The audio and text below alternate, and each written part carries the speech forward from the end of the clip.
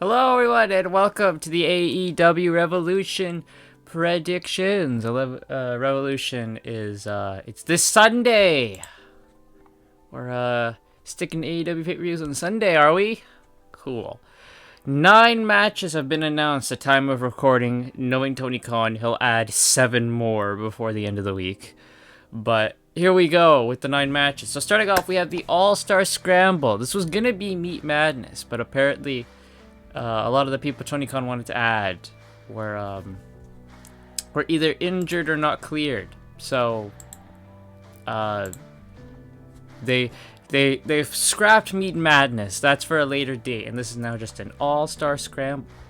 What happened to the grab the brass ring Revolution ladder match that they had? Why couldn't that just be this? Remember that? The face of the Revolution ladder match? What happened to that? You couldn't have just done that? But it's the same purpose. The winner will receive a future AEW World title shot. The other one was just a TNT title shot, right? It's fine. You could just do the ladder match, but now you get the world title shot. What the... Am I the only one who remembers this continuity-wise? Like, what's going on? Anyway, Wardlow faces Powerhouse Hobbs versus Lance Archer. These were 3 men who were announced for Meat Madness. We have Brian Cage, probably also was going to be part of Meat Madness. Chris Jericho, Hook, Magnus, and Dante Martin. Magnus is the CMLL luchador. Whether he makes it to this show, we don't know, because there is a bit of a problem with the CMLL visas, so he may have to be taken out and replaced. But anyway, who wins this match? Wardlow. The whole purpose of this was for Wardlow to win and finally establish himself as going after the world title. That was the whole purpose of Meat Madness. That's the whole purpose of this match. It's to build up Wardlow. So Wardlow is going to win. Next up, let's see. We'll go with...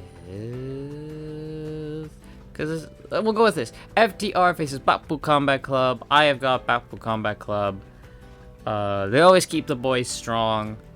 FTR just won their feud with House of Black, and they've been going crazy with the Blackpool Combat Club, and if they lose to the Blackpool Combat Club, it's not going to hurt them, so I say Blackpool Combat Club wins. We then have Christian Cage defending the TNT Championship against Daniel Garcia. I have Christian Cage winning and retaining. Love me Daniel Garcia, he's one of my favorites on the roster at the moment, and I have been rooting for this guy for so long, and now when it comes to a title shot, I don't pick him. But it's because of the wider story. We know probably Adam Copeland's going to show up to save Daniel Garcia from an attack or something, and that will set up Christian Cage versus Adam Copeland once again. So Christian Cage, Fall of the Year, I picked to retain. We then have Timeless Toni Storm versus Deonna Purrazzo for the AEW Women's Championship. I have Toni Storm. She's got so much left.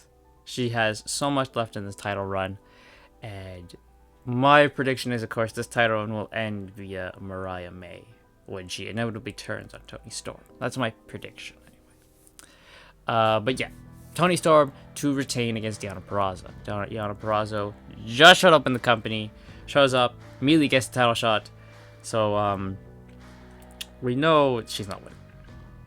She's gotta stick around for a bit longer before she wins the title. Next up, we have Eddie Kingston defending the Continental crown against Bryan Danielson. I hate this rule that Eddie Kingston has to defend all 3 belts. I think that is stupid. I think he should be able to defend the belts separately, because anytime Eddie Kingston defends this, we know for most of it, he's winning.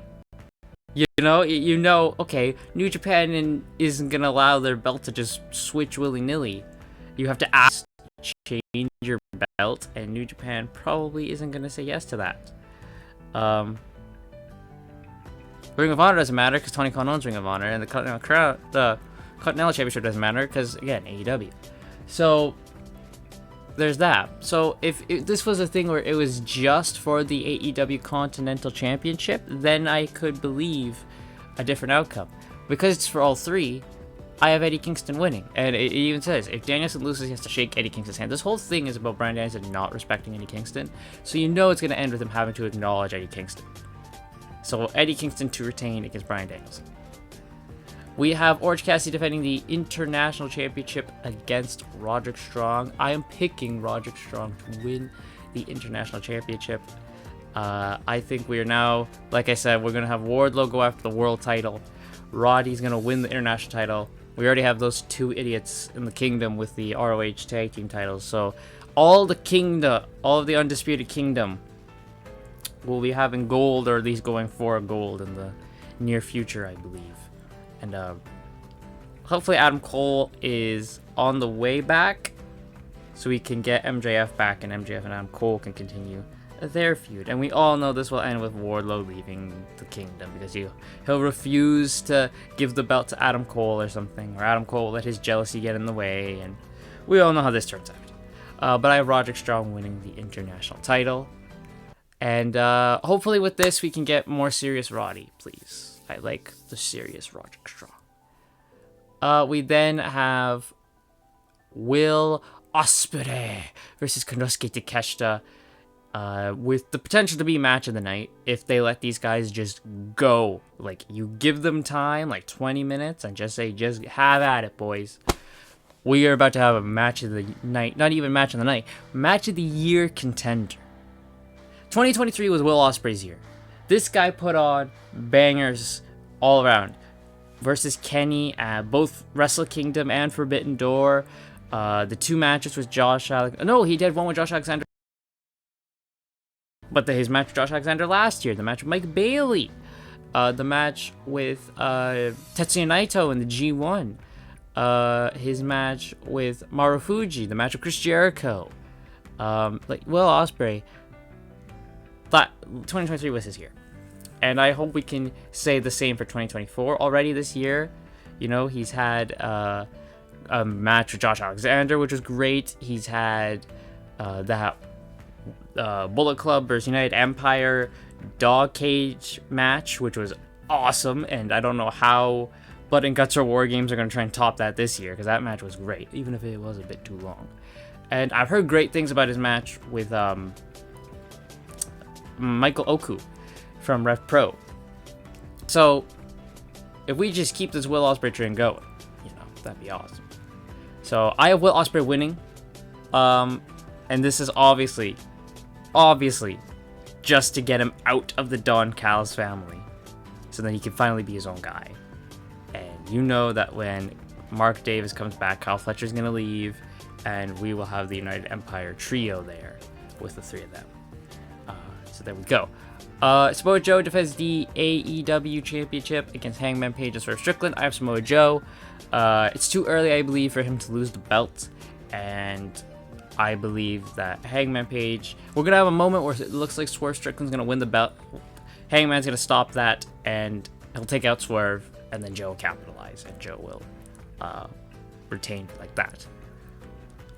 But yeah, there's so much more left for Samoa Joe in this title run, and we can continue the Hangman Swerve feud on its own.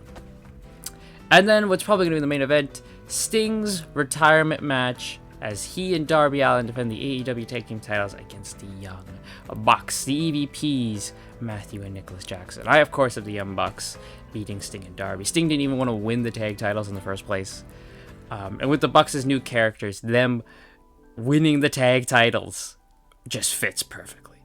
And we're going to have some real fun with them being like the EVPs with the tag belts, reigning dominion over the tag division, and having these tag teams step up to try and beat them. So that's going to be fun. So I have the Young Bucks winning. And of course, it's your last match. Usually you lose your last match. So there we go. Those are my predictions for AEW Revolution. Do you agree? Let me know in the comments. If you don't, tell me why, and let me know your predictions for the show in the comments down below as well. And I will see you all next time.